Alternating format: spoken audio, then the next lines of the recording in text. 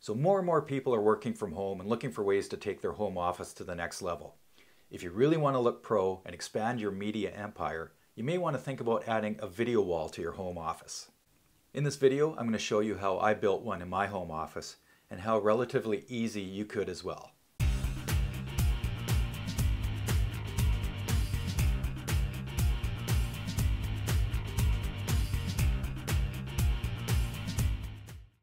They say we're all our own media company now, and as people are producing more and more content from home, they're looking for ways to make that content really stand out. A video wall is a fantastic way to make your online media content really stand out. If you're podcasting, create the ultimate Zoom experience. Producing a YouTube show or live streaming, doing virtual presentations or working on your keynote address. Missing those boardroom meetings? So every day I'm finding more and more uses for my video wall. So let's get started. I'm going to show you how you can build yours. So what's the gear we're going to need to build this video wall? Well, the first thing we're going to need is 4 quality TV displays. Now with the price of TVs becoming less and less expensive all the time, having a 4K video wall in your home office is becoming an option for more and more people. Now what you're going to want to look for is a very thin bezel. Now the bezel is the frame that goes around your TV, around the picture. So typically on a TV, it has a thinner bezel at the top than at the bottom. So what we're going to do is we're going to flip our top row of TVs upside down. So that creates a very thin seam here, as you can see in the crosshairs. The next thing we're going to need is 4 TV wall mounts. Now you can use pretty much any wall mount that you would use to mount a TV to a wall. What I'm using is an aluminum rack wall mounting system, which I'll show you later in the video. The next thing we're going to need is the hardware to make this all happen. So we are using a Brightlink 2x2 4K video wall controller. 2x2 meaning 2 down and 2 wide, which gives you 4 displays. So our controller has 4 inputs. It has a USB-C, a DP, and 2 HDMI inputs. It also has 4 HDMI outputs that run to each TV display. Next, we're going to need our HDMI cable. So you're going to need 4 HDMI cables for your output. Now, depending on how far your source and your video wall controller are away from your TVs, that'll determine the length of HDMI cables you're going to need. Now, it's not recommended that you exceed 15 feet from the video wall controller to the TV displays. Anything longer than that, you'll start to lose picture quality. So we have all the gear that we need. Now let's get on to the next step. So in this video, how a video wall can enhance your studio. I'm building one in my studio right now. I'm going to show you exactly what you're going to need for it and step by step how to build it. So I wanted my video wall to be on wheels so I could move it around my home office from place to place. So I had this metal rack that's meant for video walls. It's for trade shows and conventions and boardroom meetings where you can wheel your video wall in and out and move it around.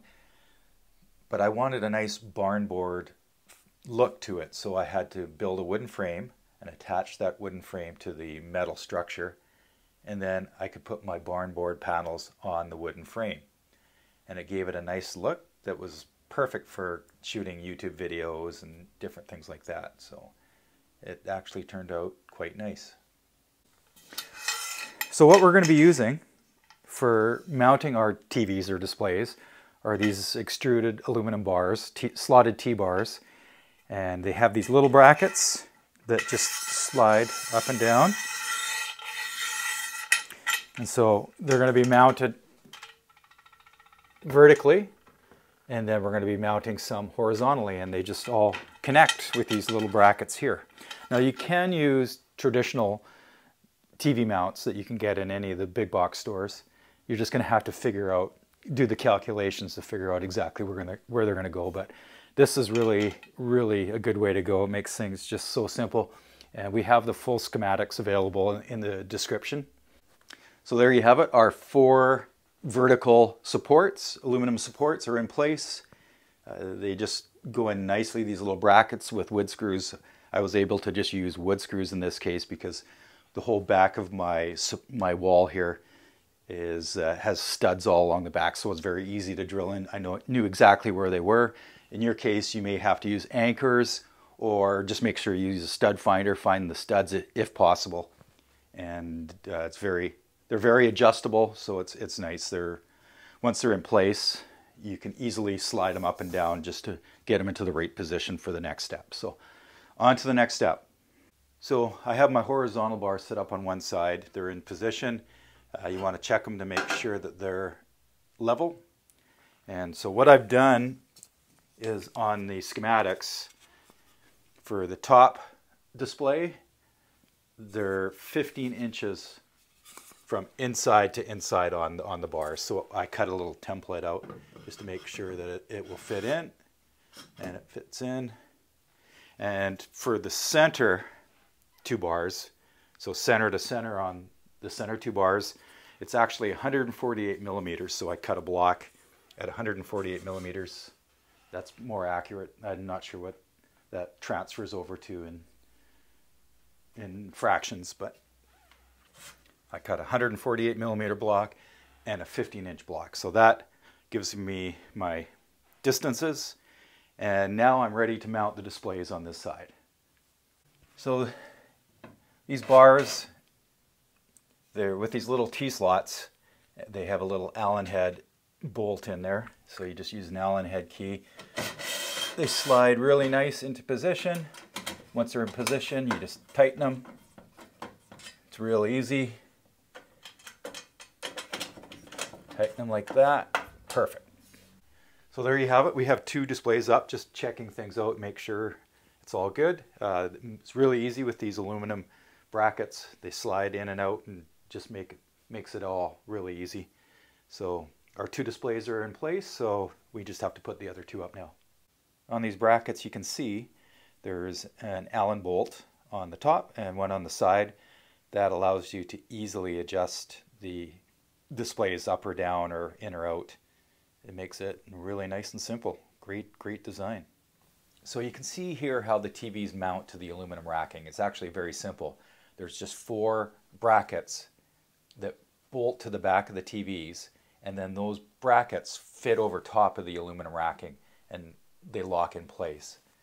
I would recommend at this point to attach your power cord and your HDMI cable on each display as you're putting it in place. It just makes it a lot easier than doing it after all your displays are put up. Now we're ready to power up our displays. Displays are up. Now we're going to turn on our video wall controller.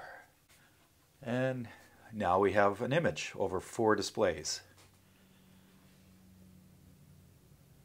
So you can see output number 1 is your top left display. Output number 2 is your top right display. Output number 3 is your bottom left display.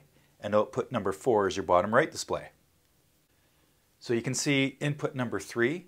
Input number 3 is your first HDMI input. Input number 4 is your second HDMI input. And you can easily change between your inputs and do all your configuration on your remote control. So right now it's showing 1080p. That's because the output of my MacBook is only 1080p. It's not 4K. Now you can also go into your main menu. This is where you can configure your audio and your resolution. And this is where you can go in and do a really cool feature wall. You can have different displays in different configurations, some at portrait, some at landscape, to create one image but over an artistic layout. It's really cool. Now with the remote control, you can easily change between inputs, different sources. You could have your game console on one input, and on the second you could have your Apple TV or another device, and easily change between the inputs. Like that. So there it is. There's a basic introduction to creating a video wall. If you have any other suggestions of videos you'd like to see, please leave a comment down below. Don't forget to subscribe. Thanks for watching. I hope you found this helpful. Take care.